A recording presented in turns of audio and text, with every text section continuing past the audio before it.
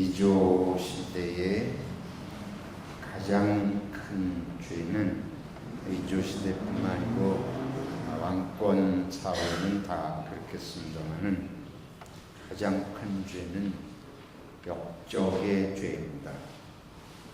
역적이라고 하는 것은 왕을 반역하는 것입니다. 왕이 모든 것에 권력을 가지고 있는데 최고의 권력자인 왕을 끌어내리고 자기가 그 권력에 도전하려고 이를 모의하는 역정고, 이거는 삼족을 멸하고도 남을 가장 큰 죄로 이렇게 다스려지게 되죠. 그리고 권력자들, 왕 밑에서 이조 시대에는 이제 양반들이 있었는데, 학자가 되는 것도 전부 배경은 권력입니다. 학자가 돼야 권력을 잡을 수가 있어요. 권력을 잡으면 또 재산을 받게 됩니다. 지금부터 한 500년 좀 넘나요. 1501년에 유명한 이퇴계, 이황, 호가퇴계, 한국의 성리학의 대표적인 학자라고 볼 수 있는 이황은 많은 면에서 존경을 받는 한국의 육현의 한 사람입니다.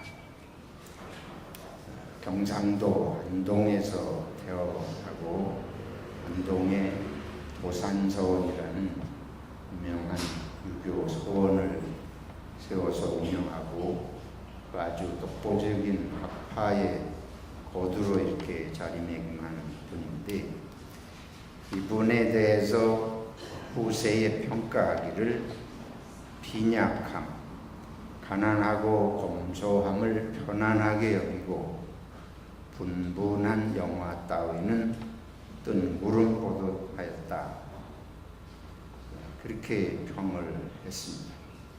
이조 시대에 검소하게 사는 것을 하나의 선비의 훌륭한 공자상 이상으로 이렇게 보던 시대에 좋은 평을 받았다고 할 수 있겠습니다. 그런데 아이러니컬하게도 이분이 남긴 유산을 보면 전답이 안동 지역에 30만 평이 넘는 전답을 소유하고 있었다 그래요. 자식을 첩의 자식하고 합해서 5을 두었는데 그 자식들에게 땅을 36만 평 이상 물려주고, 또 양반들은 이조 시대에는 이 노비, 종이죠. 남녀 종을 이렇게 하사를 받아서 종을 재산으로 이렇게 보았습니다.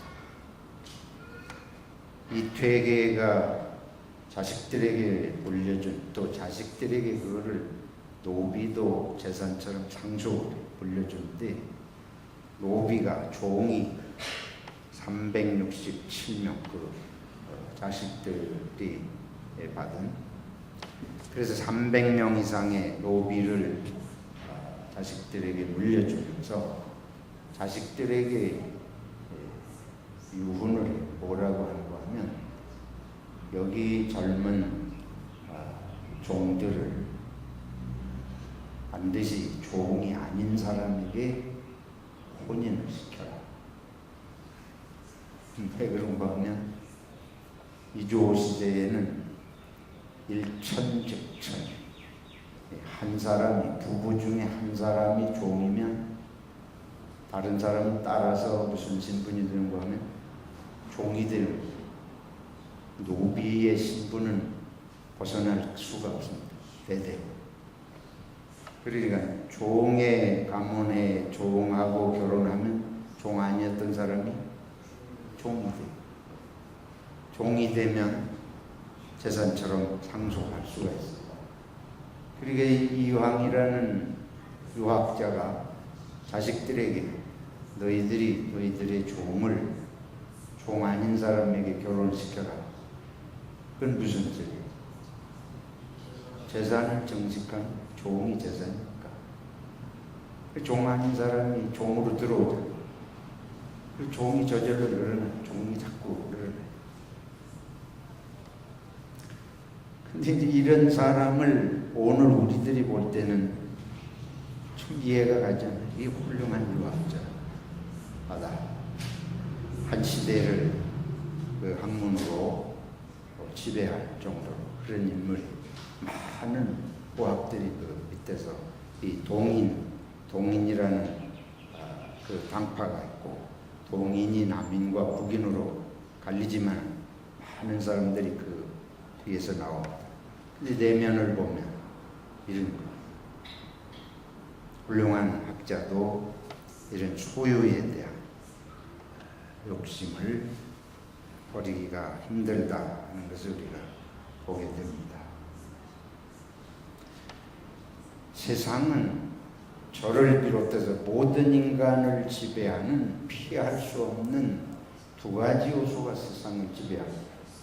그것은 바로 소유와 지배라는 것입니다.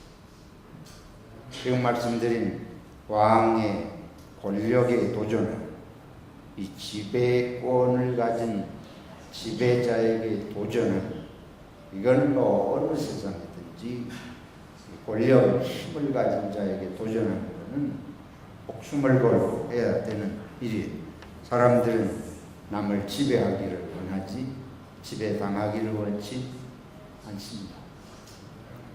그리고 이렇게 훌륭한 유학자라고 알려진 이런 분들도 그렇게 소유에 대한 집착이 있으니까 누구든지 소유를 원하지 잃어버리는 것을 원치를 않습니다. 그래서 세상은 아주 간단해요.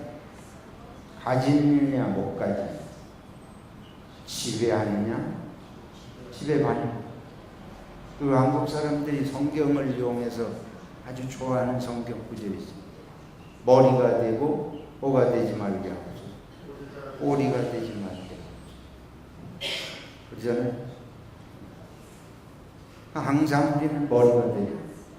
그게 세상의 관심이에요.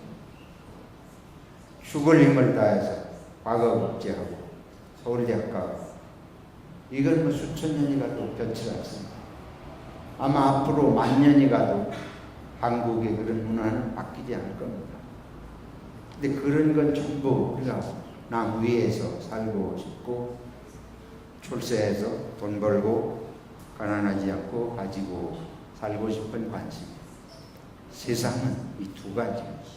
이 두 가지를 벗어날 수도 없고 이것이 우리들을 지배하는 아주 알맹이고 거치고 형식이고 내용이고 알파고 오메가예요. 근데 이걸 사람에게 이걸 건드리면 이건 영린이 못 견디는 거예요. 누구든지 그 사람의 재산 문제를 건드리고 그 사람의 권력의 이 우월감을 손상을 입히고 그 사람의 위치에서 끌어내려고 하면 그 사람은 죽을 힘을 다해서 원수를 삼게 되게 되어 있습니다. 지금 예수님께서 유대인들에게 고발을 당하셨어요. 제목이 뭐냐 하면 유대인의 왕이라 그랬다는 거예요. 예수님이 유대인의 왕이라 그랬다는 거예요. 그러니까 유대인의 왕도 있고 로마가 유대를 그때 다스리니까 로마 황제가 유대를 지배하는 최고의 왕이고, 그런데 유대인들이 예수님을 저자가 자기가 유대인의 왕이라 그런다. 그러니까 이 말 들으면 제일 경계심을 가질 자가 누구예요? 로마 황제. 그리고 로마 황제의 임명을 받아가지고 유대 땅을 지배하는 이 빌라도가 바로 그 사람.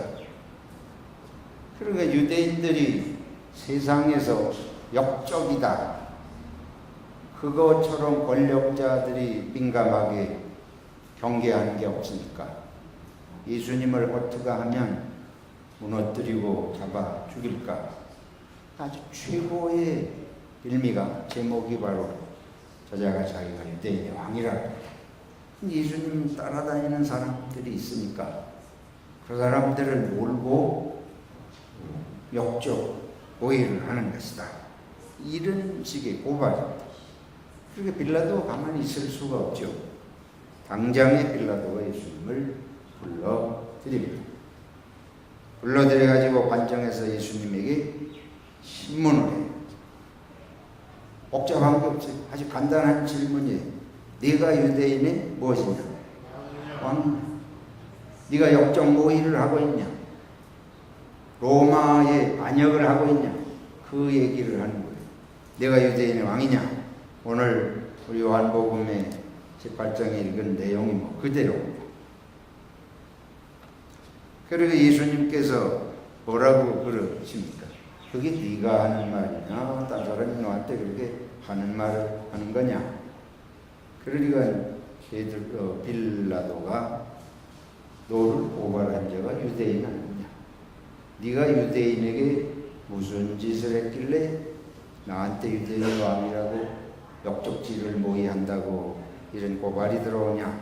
이러고는 빌라도가 이제 예수님을 신문하는 걸 볼 수가 있습니다. 빌라도가 대답하되 내가 유대인이냐? 내 나라 사람과 대제사장들이 너를 내게 넘겼으니 네가 무엇을 하였냐? 예수님께서 뭐라고 대답하신가 하면 내 나라는 이 세상에 속한 것이 아니니라. 만일 내 나라가 이 세상에 속한 것이었더라면 내 종들이 싸워 나로 유대인들에게 넘겨지지 않게 하였으리라. 이제 내 나라는 여기에 속한 것이 아니니라. 그러면 빌라도가 이게 어리둥절한 거예요. 유대인의 왕이라고 고발이 들어왔는데 내가 유대인의 왕이 아니다, 이런 대답도 아니시고 뭐라고 하는 거예요? 내 나라는 이 세상에 속한 것이 아니다. 빌라도가 이게 머리가 혼동스러워요. 그러니까 예수님에게 다시 분명하게 물어요. 그러면 네가 유대인의 왕이 아니란 말이냐? 근데 예수님 또 천영 동안 말씀을 하세요. 예수께서 대답하시되 네 말과 같이 내가 왕이냐? 왕이시라는 거예요. 빌라도가 정신이 없게 생겼잖아요. 근데 뭐라고 그러시면 내가 이를 위하여 태어났으며 또 이를 위하여 세상에 왔다. 여기까지 들으면 아주 큰일이에요. 왕이 되기 위해서 세상에 태어났고 왕이 되기 위해서 세상에 왔느니라. 빌라도가 신경이 곤두설 수밖에 없잖아요. 근데 그 다음에 예수님이 이렇게 말씀하십니다. 이를 위하여 세상에 왔나니, 그러시면서 곧 진리에 대하여 증언하려 함이로라. 왕은 왕으로 오셨는데 진리에 대하여 증언하려 함이로라. 무릇 진리에 속한 자는 내 음성을 듣느니라 하신대 빌라도가 이르되 진리가 무엇이냐? 근데 이 뒤에 가보면 그래서 빌라도가 예수님의 말씀을 대답을 들어보니까 이거는 유대인들이 고발한 역적 모의하는 그런 얘기는 예수님하고는 맞지 않는 거 아니에요? 그래서 나는 이 예수에게서 내가 저를 잡아가둘 죄목을 찾을 수 없다. 그리고 이제 도와주려고 하지만 유대인들은 목적이 딴 데 있기 때문에 계속해서 예수님을 고발하고 그 이후 어떻게 해서 십자가에 돌아가신지 우리가 다 잘 아는 내용입니다. 오늘 우리가 이걸 좀 생각을 해볼 필요가 있습니다. 유대인들은 예수님을 유대인의 왕이라고 역적 모의한다고 고발을 했고 빌라도는 그게 민감해서 예수님을 불러서 직접 신문을 했는데 예수님은 내가 왕은 왕이다. 내가 왕으로 이 세상에 왔다. 그런데 내 나라는 이 세상에 속한 것이 아니다. 오로 나는 진리를 증언하러 왔다. 이게 왕과 진리, 왕과 진리. 이게 뭐가 어떻게 우리가 생각을 해야 됩니까? 방금 전에 말씀드린 대로 세상은 진리를 원하지 않습니다. 세상은 돈을 원하는 것이고 권력을 원하는 것이고 힘을 원해요. 나라의 대통령이 돼서 권력자가 되는 것을 비롯해서 아주 작은 집단에서도 무슨 회장이 되고 소장이 되고 뭐 다 우리들은 이게 하나의 권력의 힘을 가진 그런 것을 원하는 거예요. 교회에서도 목사를 힘으로 생각할 수 있고 옛날에 가톨릭이 실제로 그랬습니다. 교황이 서구에서는 교황이 황제를 지배를 했어요. AD 590년에 그레고리 교황이 등장하면서 황제들이 교황권에 복종하기 시작하는 시대가 열립니다. 그래서 그때까지를 역사에서 고대 역사라고 그 이후로 이제 교황권 밑에 황제들이 들어가니까 중세 역사를 교회에서 그렇게 분리를 하는데 교회도 엄청난 권력, 보통 권력이 아니고 유럽 전체를 지배하는 권력이 교회 손에 들어오지 않았어요. 그러니까 그때부터 성직이 권력입니다. 성직이 계급이고 성직이 권력입니다. 한국 교회도 똑같은 이해를 하고 있습니다. 목사가 되는 걸 권력을 주고 교회 장로가 되는 걸 권력을 주니 명예가 거기 딸려있고 돈 없으면 직분도 할 수 없고 세상은 어디 가든지 이런 식으로 인간의 본성이 작동하면 거긴 진리가 남아나지 않습니다. 종교도 똑같은 거예요. 지금 말씀드려도 종교도 인간의 본능이 지배하기 시작하면 종교가 다 휴지 쪽으로 말만 종교지 종교가 진리를 원하지 않아요. 예수님께서 이런 세상에서 뭐든지 소유와 지배가 세상을 움직이는 요인인데 내 나라는 이런 것이 지배하는 나라를 꿈꾸는 것이 아니다. 내 나라는 진리를 꿈꾸는 자들의 나라. 내가 진리가 무엇인지를 알게 하려고 세상에 왔다. 이게 예수님이 말씀하시는 거죠. 세상은 전부 이런 말씀드린 권력과 소유에 살고 죽고 지금 유대인들이 서기관들 바리새인들이 사실은 총칼든 로마 앞에서는 자기들이 꼼짝 못하지만 안으로 유대인을 지배하는 자기들이라고 생각을 하는 거예요. 근데 이 바리새인들 서기관들이 당시에 종교를 빙자한 권력자들입니다. 이 사람들이 다 재산이 많은 소유에 넘치는 사람들. 근데 예수님이 오셔가지고 예수님이 하시는 말씀은 자기들의 마음이 전부 거슬리는 말씀을 하신다. 예수님은 진리를 말씀하세요. 진리라는 건 하나님의 나라의 원리. 하나님의 나라의 원리라고 하는 것은 하나님이 어떻게 세상을 이끌어 가시나, 그리고 하나님이 사람이 어떤 사람이 되어서 어떻게 살기를 원하시나, 이게 이제 하나님이 주신 진리의 말씀인데 세상은 그런 거하고 관계없이 정반대로 움직이니까 예수님께서 하시는 말씀마다 하나님의 나라의 말씀하신 것 다 귀에 거슬려요. 저와 여러분들이 성경을 진리로 알면 성경 읽고 기분 좋을 사람이 없습니다. 성경 읽고 마음에 거슬리지 않을 사람이 없습니다. 예수님이 말씀하신 대로 성경을 제대로 설교하면 그걸 날마다 기분 좋을 사람이 없어요. 이거 잘 생각하셔야 됩니다. 성경에서 우리들이 예수님이 위로하시고 은혜를 주시고 뭐 이런 건 우리가 다 좋아하지만은 예수님의 말씀의 본질을 정말 진리를 원하고 성경을 읽으면 그것만이 아닌 걸 금방 알게 돼요. 그러면 진리라고 하는 게 실제로 뭐냐? 이 예수님 말씀이 내 나라는 이 세상에 속한 것이 아니라 이 세상은 하나님의 진리대로 살지 않고 있다 그 말씀하시는 거 아니에요. 그럼 예수님이 말씀하시는 진리는 지금 세상을 움직이는 게 소유와 지배다. 그리고 이 두 가지의 반대가 진리.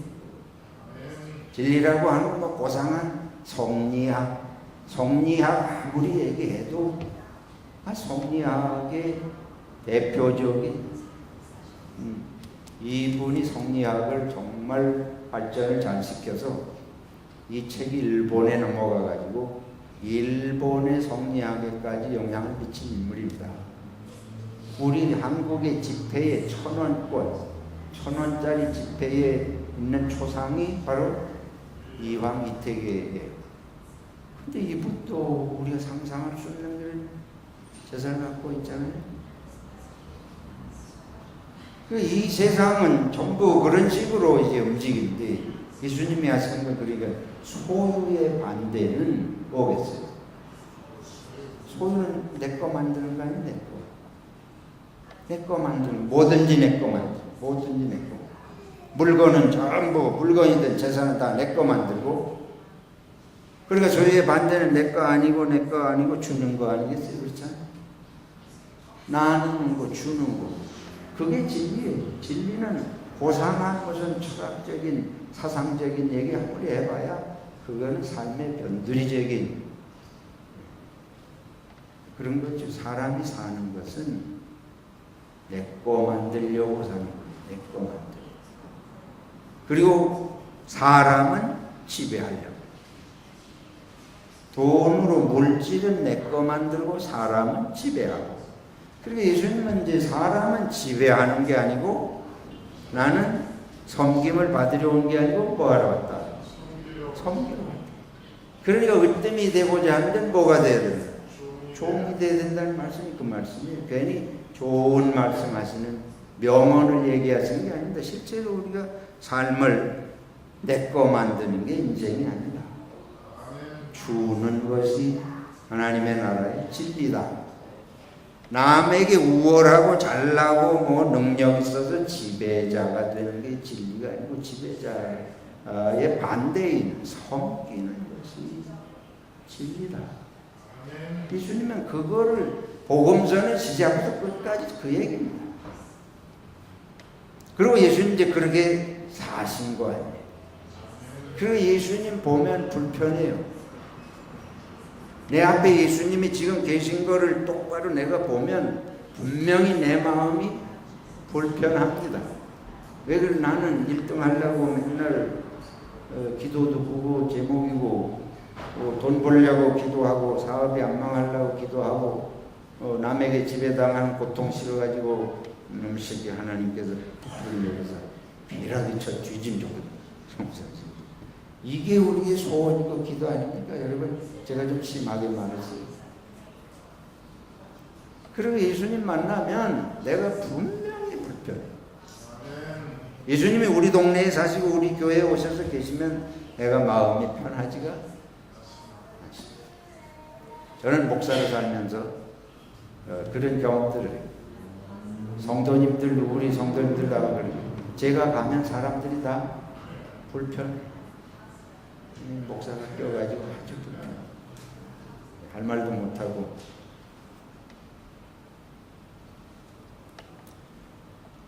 예수님께서 있는 자들을 경고하시고 지배하는 자들을 경고하시고 그러면서 내가 왕이다. 뭐 예수님은 무슨 왕을 했어요?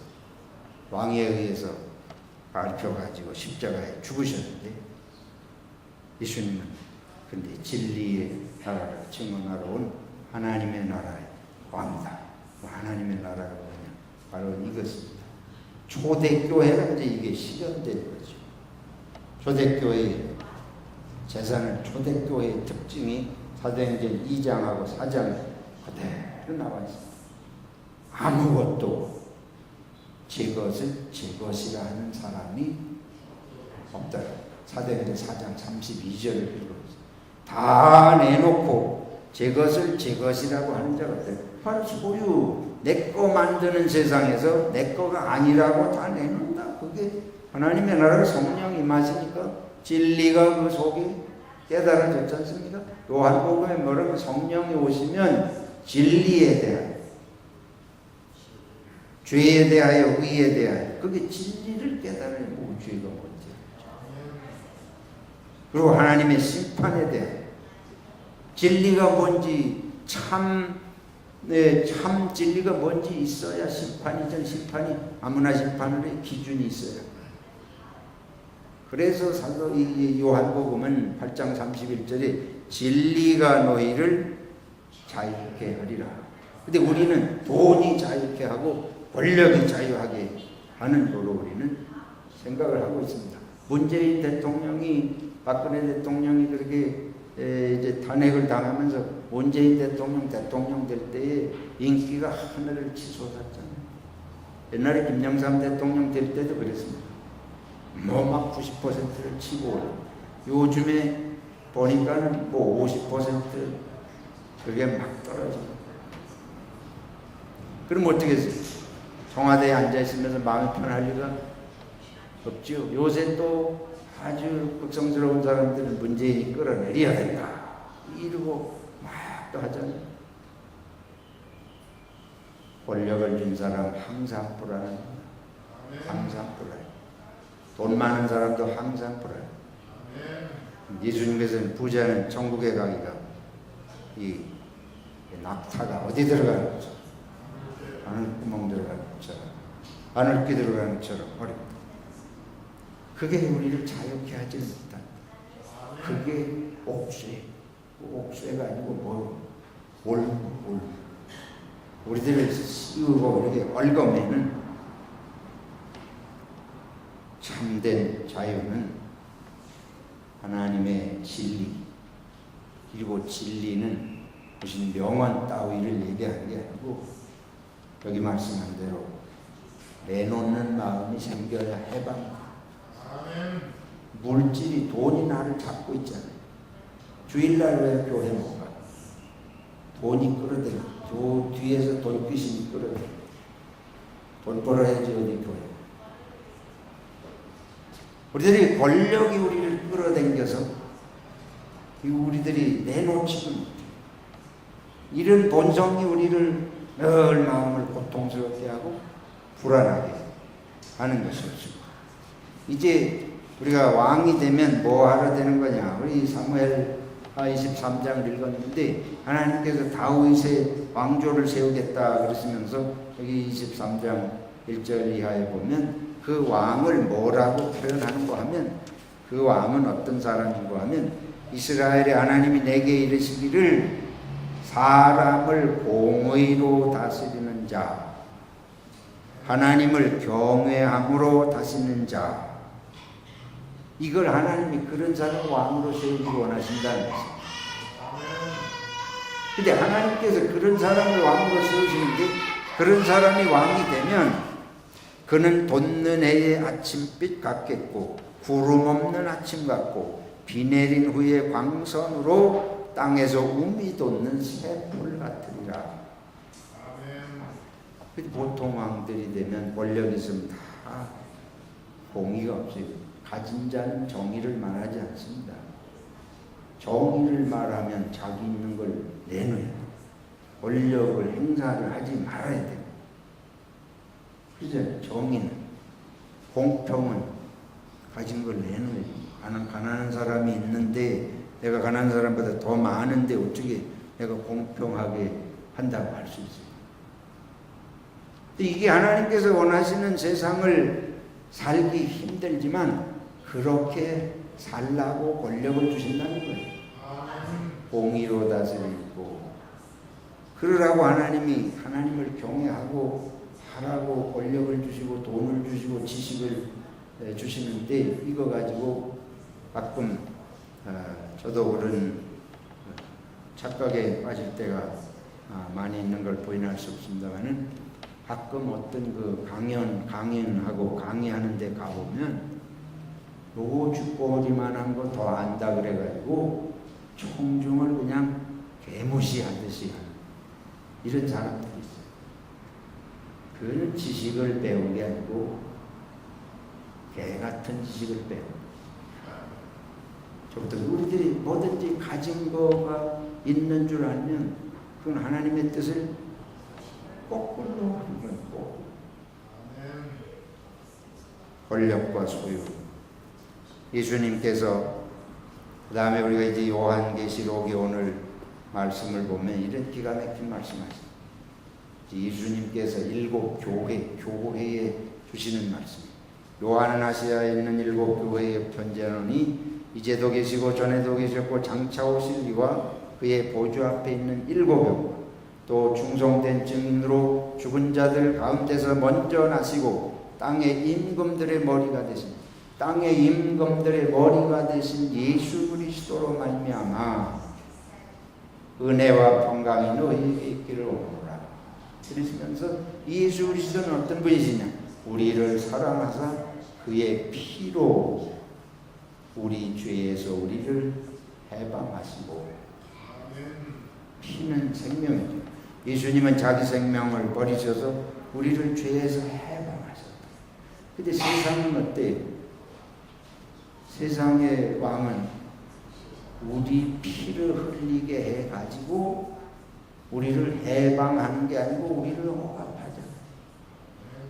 돈 있는 자는 자기 돈을 내어 주어가지고 백성들을 다른 불쌍한 사람들을 가난에서 해방하고 굶주림에서 해방하는 게 아니고 있는 자가 코 흘리게 돈까지 뺏어가지고 가난한 자들의 피를 흘리게 해서 그거로 부자가 되고 대기업이 되고 그러는 것입니다.